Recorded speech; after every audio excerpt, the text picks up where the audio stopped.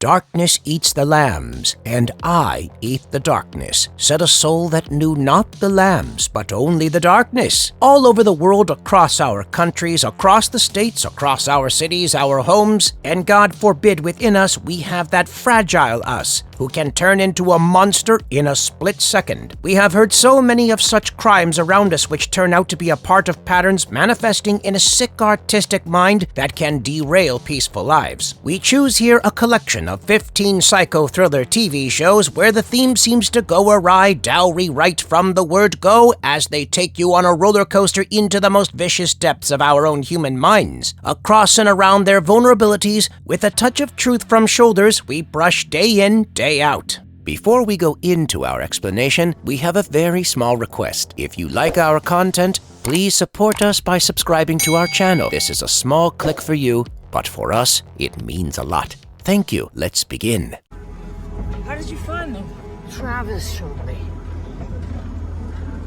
True Detective Season 4, 2024. To begin with, we jump into a fresh stalk out of the cauldrons of HBO as True Detectives throws up its fourth avatar. Unlike its second and third predecessors, Issa Lopez harvests from her hot rustic Mexican magic and takes us to the cold Arctic ends in Alaska, where a team of scientists at Cerebral Research Station disappear on an eerie night. Chief of Police Liz Danvers is out to get a hold of a clue and lands up with a woman's cut tongue. Trooper Navarro, with a ghost in her own heart, broken due to a failed investigation of a young girl Anne's murder in which Anne died with a mutilated tongue, is also trying to associate some missing links to the new turn of mysterious events at the Cerebral Research Station. As both Navarro and Danvers cross each other's paths during this gory investigation, they also tend to nurse their soul-searching journeys all along. Navarro trying to take care of her sister's suffering psychologically, where she often sees her dead mom, and Danvers trying to get her teen daughter's harmonics right. There are more mysterious scenes that take us to the visions of an old woman named Rose, who sees her dead husband who, according to her, shows her the location of the dead bodies of the scientists from the Cerebral station in a frozen lake. The nude bodies with burnt eyes, horrifically, partially dismembered, and with eerie injuries make you jump over the brutality. The suspense and horror theme of the story hovers around the corners of psychology as several characters see dead people. The glue element that was so missing in the second and third installments of True Detective is back with a bang with the Lopez touch. Critics are all gung-ho at the new series as we see the top ones giving sweet peaches and tomatoes. Most of the leading critics have held up this season with aplomb, clearly calling out the efforts of HBO and Issa for their efforts in resurrecting the brand all over again. And yes, they are absolutely on target, since the dark, menacing, cold, and gripping story relates to each one of us like a snake's tongue giving a venomous and tickling warning about the innumerable possibilities that an ill mind can make out of a given strangling atmosphere it might have gone through. So just slip into your couches, hold on to your dear ones with some hot coffee, and skate through Alaska's dark frozen lakes to find out that killer. Breakup is a top trigger.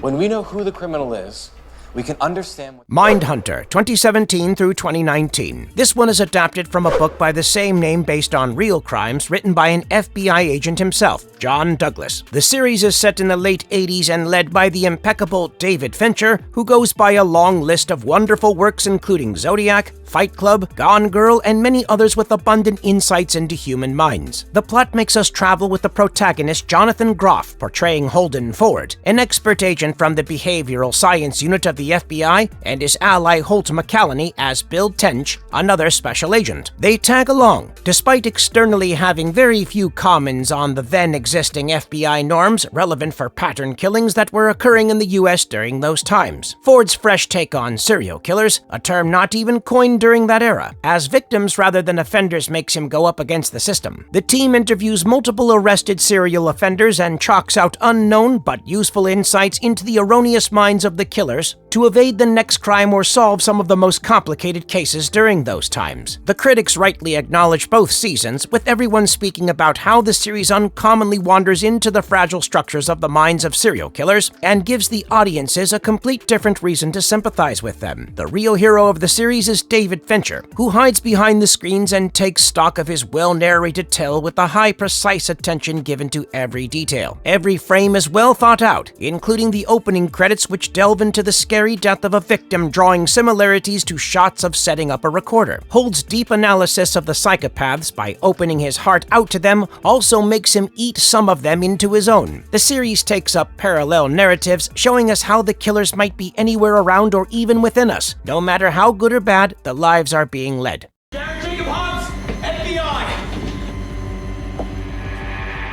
Hannibal, 2013 through 15. This rendering is from a collection of literary works by Thomas Harris. The series is also an adaptation of the famous movies The Silence of the Lambs, followed by Hannibal, Red Dragon, and Hannibal Rising. The ensemble consists of Hugh Dancy in the lead as FBI agent Will Graham, and opposite of him we have the wonderfully talented Danish actor Mads Mikkelsen filling in the big boots of Anthony Hopkins as Dr. Cannibal. The first two seasons draw the two pivots of the story to explore each other, as Graham, who is psychologically shaken due to a bizarre murder he watches in the due course of a case, consults Dr. Lecter Hannibal, a well-known psychiatrist, for his inner peace. Both characters help each other psychologically, but the dividends go into the opposite. Hannibal turns a cannibal as he feasts upon the people he kills secretly and purposefully throws open the channels to his patient Graham, the cop, to follow through as he enjoys the play. The gore is not for the weak-hearted, but the playwright is fabulous as the director helps us layer by layer into the delicate relationship between the two mains of this tale. It is not until season 2 that Graham realizes who he chased at the cost of so many lives. The screenplay is skillfully drafted to make the audiences feel each of the nervy moments, and one of the key basic fundamental rules of our world: kill to eat. The scores from critics are rightly soaring as they praise the masterpiece with applause. The delicate, soothing music in the backdrop of the contradicting, gory violence gives a kick and stretches out our gray matter in all directions. Hannibal gives you one of the most animalistic reasons for the differently abled brain of a psycho killer: the urge of the gut connecting to the misfiring circuits in the head. Enjoy the mayhem with great music humming in the background.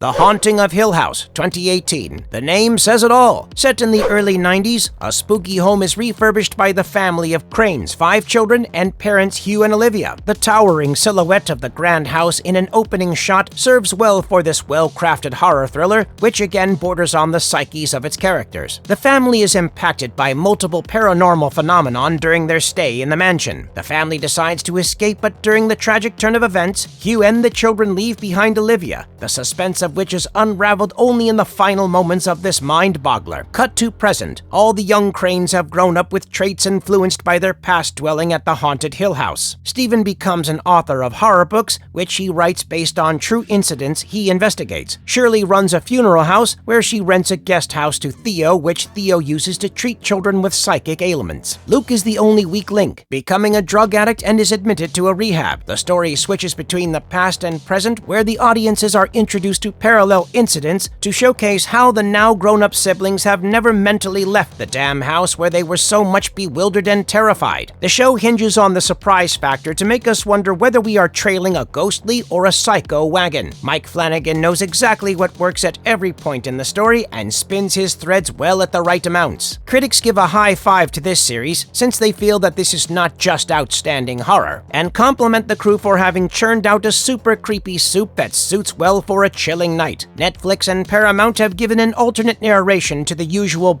in-your-face horror. As it goes, talking the heads to an edge and leaving the rest of their imaginations is the best horror that sells. Douse the flame. More and more, Helly feels like a prisoner.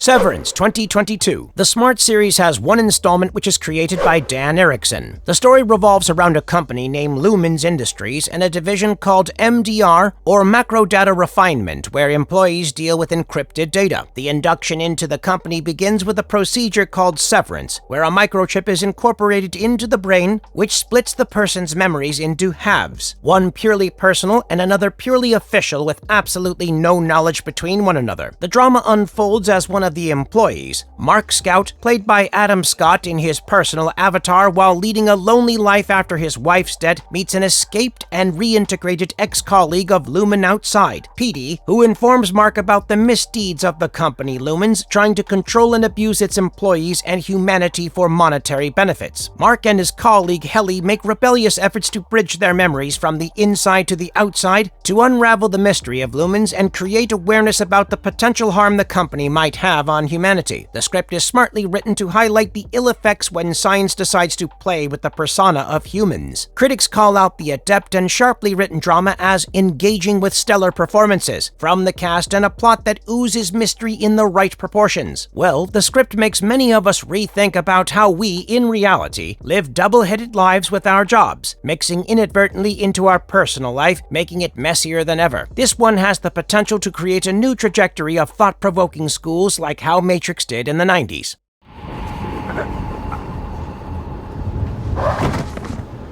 Dexter, 2006 through 13. Here is a superhero of the Psycho Killers. It was based on a book by Jeff Lindsay called Darkly Dreaming Dexter and adapted for TV by Marco Siega. A forensic expert from the Miami police, Dexter Morgan, essayed by Michael Hall, who is twisted to the tilt from the inside right from his childhood as he explains his liking for killing his foster dad. Turns into a serial killer, but aha, this one is more honky-donkey than what you think. He kills the killers with his own standards. The cerebral assassin he is, Dexter, due to his official cop association, finds it easier to fall into the scheme of things of other murderers in Miami and chooses them to be his next victims. Throughout the series, Dexter talks to us through the fourth wall, and we can glimpse through his dangerous killer instincts and emotions as he struggles to channel them on the right culprits. The series has swept in huge applause from critics across all seasons uniformly, as they hail it as one of the best bloody thrillers of all time. The show is likened to music as each scene is chosen carefully like notes in a notation, to draft in the audiences to become a part of Dexter's enthralling neurons, exploding through the nerves to make the gutsy cuts through those mush and flesh with all revenge.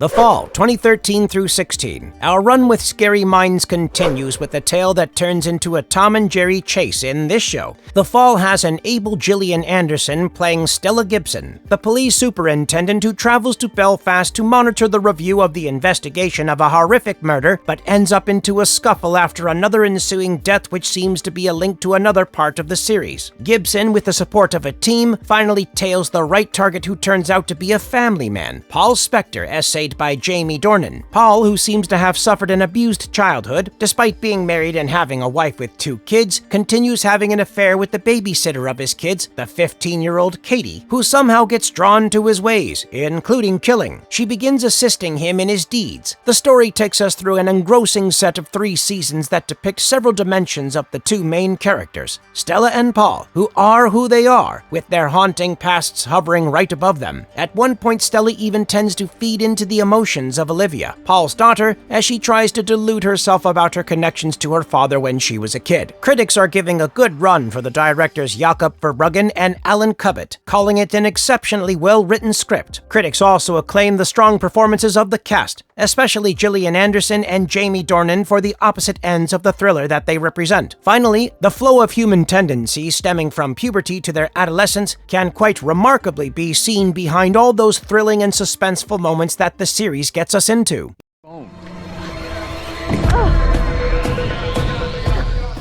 You, 2018 through 23. Groomed by Greg Berlanti and Sarah Gamble, this mind-boggler introduces us to Joe Goldberg, a bookstore guy played by Penn Badgley from the Gossip Girl fame. Joe, a self-proclaimed abuse victim from his childhood, stalks good-looking women, gains their affection and confidence, and stifles their lives with his obsession by trying to eliminate any potential competition from their lives. The story bobbles up the fact that an abused soul is always infatuated towards an escapade for happiness at the cost of anything that may come their way, even if it is the love that he so seemingly longed for. The smart, charming killer always has a reason for the fate on his next victim as he kills, and frills lies upon lies to anyone and everyone around him. As the saying goes, birds of the same feather flock together. He gets an unexpected ally in the form of Love Quinn, portrayed by Victoria Pedretti, who turns out to be the she-Joe with the same rage. Together they also have a son, Henry, and live in Los Angeles in Season 2. They always take an oath not to get into bloodshed again, but as they say, blood always wants more blood. They return to their old ways circumstantially. Critics and reviews go in favor of this psychological, on-the-edge-of-your-seat play. They rate it as one of the best in the genre, which takes narration to another level. Greg Berlanti and Sarah Gamble make it a concoction of abuse, obsession, love, lust, and crime with occasional self-realizations for the wounded souls and their unsuccessful efforts to come out of it. The Sinner, Season 1, 2017. That artist called Derek Simmons uses his cast as a brush and paints out a memorable work on the canvas. Cora Tanetti, wonderfully essayed by Jessica Biel, is a good wife and mother. On a trip to the beach with her family, Cora is engrossed in something that seems to be bothering her as she takes an abnormally long dip while swimming. As she returns and spends time with her kid and hubby Mason Tanetti, played by Christopher Abbott, another couple seems to be having fun nearby. Cora mysteriously, but in a fit of rage, stabs the guy called Frankie Belmont repeatedly to everyone's horror, and Frankie dies. The whole season revolves around the truth-finding investigation by Harry Ambrose, a riddled police officer portrayed by Bill Pullman. As the investigation unravels, it turns out that Cora had an abusive childhood and early years of troubled adolescence. The story also checks out the path of Harry, who himself has an unfulfilled marital life on the verge of collapse. The season is all about the triumph of hope that he can heal the sickest of human minds. The tale also explores the baleful transactions between Cora and her sister Phoebe, which has a profound impact on the succumbing naivety of Cora. Critics praise Jessica for her fantabulous portrayal of the troubled Cora and Bill Pullman as Harry. Reviews also call the nail-biting suspense and howdah factors of the show as standouts. Together, Derek Simmons seems to get every frame right in this installment, as in the case of a scene where Cora places the folded clothes on a chair in a specific order just before they leave for the beach, which tries to beam out a hint to exhume a gradual unsettling of her mind.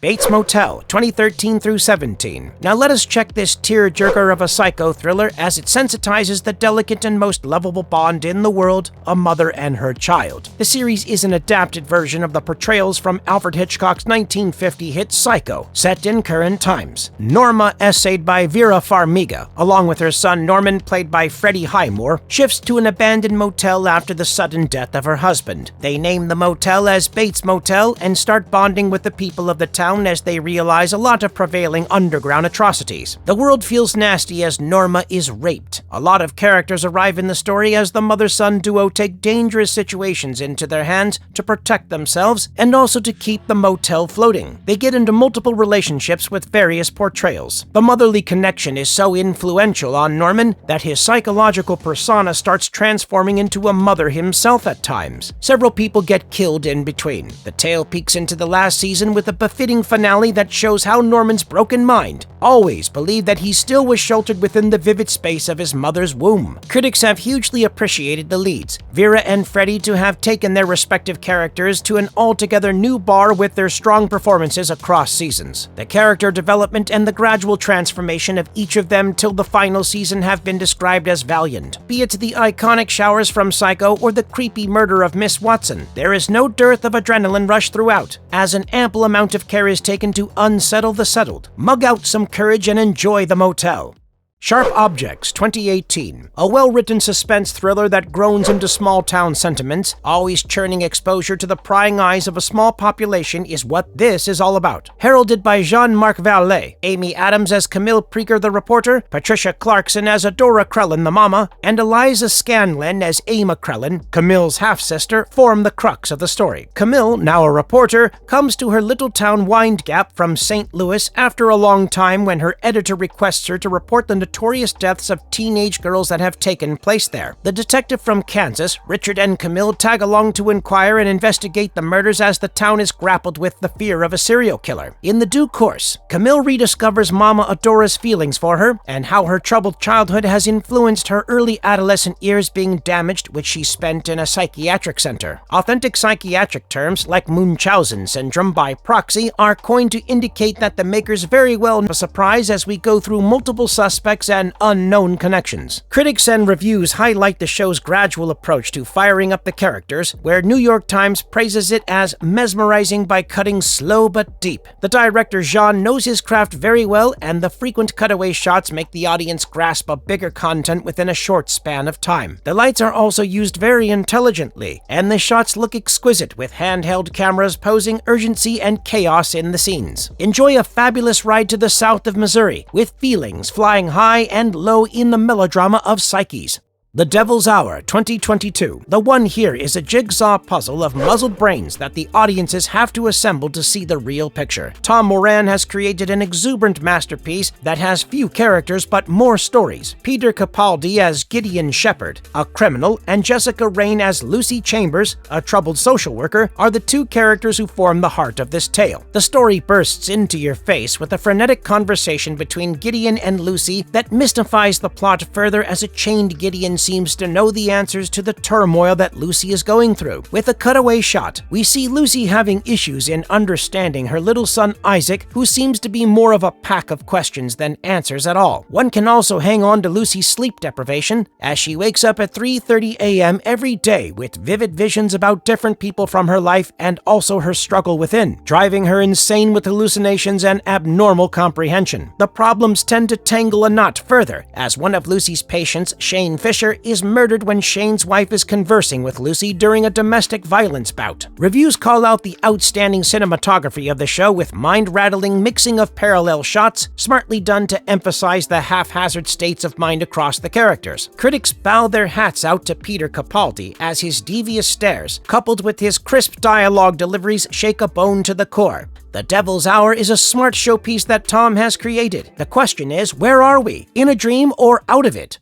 Dark, 2017 through 19. This is a German mind twister with mangled timelines running haywire. Dark is one of the most puzzling tales ever told, and the 3 seasons do not disappoint. Directed by Baron Bo Odar, this series binges on time travel, psychiatry, and mystery. Jonas, a teenager, loses his father Michael Conwald, who commits suicide. He has a brush with psychiatry to overcome his loss. Jonas and his bunch of friends decide to venture near a cave in search of a rumored bag of drugs on a fateful night. As they are stumbled by flickering lights and sounds, the kids escape. In the melee, Mikkel goes missing. The whole mystery begins here as investigators start on the disappearance of the boy. There are time travels and eventful disappearances and reappearances of characters, making the narration more interesting but also equally riddling at the same time. Reviews hold this setup of 3 seasons with great admiration as they press on the quality of plot, logic approach, reasoning to the time travel, and a lot of philosophical stuff that makes one wonder about the principles behind concepts like time are. From what we see, this is a delectable cuisine filled with fresh faces but ripe acting along with pleasing cinematography and a screenwriting that is well thought of. The Patient, 2022. This clever tale is created and directed by Joel Feeds and Joe Eisberg, and is brought to life by Steve Carell playing Dr. Alan Strauss and his patient Sam Fortner, a psycho killer portrayed by Domhnall Gleeson. Hell breaks loose when Dr. Alan is taken captive by Sam, who intends to be cured of his killing instincts without any inhibition to shed light on it, but to do so freely at his will. This is an absolutely new insight into a killer's mind by the directors, which shows self-empathy and also self-shame indicting themselves to be culprits at the same time. The script also chips in the haunting past of Alan, where he has lost his family as his lovely wife Beth dies battling cancer, and their son Ezra has left them alone by converting as a Jew. The affection and attention-deprived protagonist unwillingly gets at least the attention of the antagonist Sam, thereby building a bond with broken stories on both sides. As we see the story build up, there is also a possible graying of the line between the opposite poles of the handle, thereby questioning ourselves about who is really good and who is not. Critics have hyped up the show with positive reviews calling Steve Carell, the former comedian, to have played his role to perfection. The story is also well praised by the reviews. Wondering how a thriller theme picks up content going beyond the purview of the storyline in a way that the audiences don't get overkilled with it. The Patient brings in a new dimension into the intricate world of minds. All end up twisted, but the legium in the bush is that finally sanity prevails, one way or another. Tabula Rasa, 2017. Created by and also starring Verly Bottens as Annie Mee DeHaze, this one is a great topping to have on top of the 14 layers of delirious, not delicious cake that you see on the top. This is a bag of all genres, horror, psychological, thriller, and suspense that has been originally shot in Flemish, which is a native Dutch-based language. The leading lady Mee is whiling away her time at a psychiatric center following a disastrous car mishap. However, as you wonder but never know about Mount Doom chooses Wom. Cops parade to the psychiatric center to meet Me to interrogate her about a missing person. Well, Me, who's suffering from amnesia, does not have anything to unload, apart from the intense notes she has about everything that keeps happening around her. Tabula Rasa means to learn from nothing, and as it is, Me embarks on a journey to find out about herself by checking through all her writings and also exploring her spooky home, which has a lot to say. The setting is phenomenal, with thrill rushing in and eerie shadows lurking all over an infinite emptiness. Tabula Rasa takes us on a wonderful trip of engrossed viewership. Critics hold on to positive reviews, with many calling it a well-balanced act with versatile multi-genre content, along with intense performances. The only way to glue in is to work together with Me as she assembles her own pieces to have a good look at herself, which triggers an empathy in you which she rightly deserves for being her. To be honest with ourselves, many of us without bouts of amnesia need this exercise as well. Marvelous verdict. Each one of the bitter chocolates above is carefully chosen to get unusual flavors of a genre that pushes up its boundaries. Serial killers, pattern killing, and the associated psychology has gained immense popularity these days as new discoveries are being made into the human mind, which itself is a vast universe. The unbelievable and infinite machine it is. The human mind also evolves as humanity evolves, owing to the impacts of various combinations of interactions between different behavioral patterns, leading to innumerable possibilities. This gives a fantastic window of liberty to the creative fraternity, which can come up with a few new ideas for entertaining experimentations. And the above list can take you to some of the most different, mesmerizing, and at the same time cruel perceptions on this topic. However, despite the differences in these concepts, one underlying fact remains universal. It just takes a switch to lighten up a room, but at the same time, it takes the same to even bring complete darkness where dangerous shadows could lurk. Henceforth, always try to know your switch and where it is. If you liked our content, don't forget to leave a like and subscribe to us if you haven't already. Have a good one and be safe. Thanks, everyone.